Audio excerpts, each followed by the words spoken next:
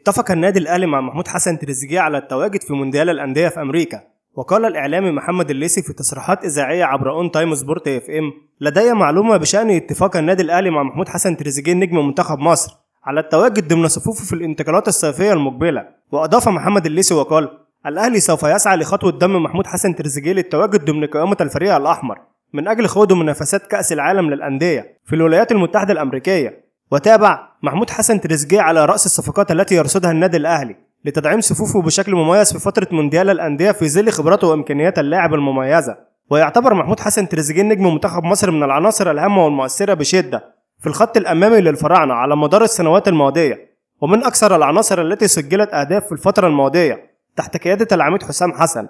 وتابع الليثي وقال: الأهلي ينتظر وصول عرض من الدوري القطري لبيع رضا سليم في الشتاء.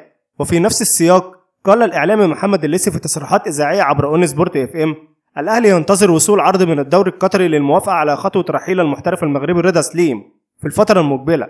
واختتم الليثي وقال: رضا سليم ليس من العناصر المقنعة لدى السويسري مارسيل كولر المدير الفني، وهناك أنباء عن وجود ترقب لوصول عرض من الدوري القطري لبحث رحيله عن الفريق في فترة الانتقالات الشتوية القادمة. ويعاني رضا سليم من بعض الأزمات الفنية، حيث ينتقد السويسري مارسيل كولر المدير الفني للفريق، وذلك بسبب عدم القيام بالأدوار الدفاعية مع الفريق. ويرغب مارسيل كولر في رحيل المحترف المغربي رضا سليم عن القلعة الحمراء، وذلك من أجل ضم صفقة جديدة قوية لتدعيم الخط الأمامي، خاصة أن النجم المغربي ليس من العناصر الأساسية. في النهاية، لو عجبك الفيديو ما تنساش تعمل لايك وكومنت وتشترك في القناة حتى يصلك كل ما هو جديد وحصري.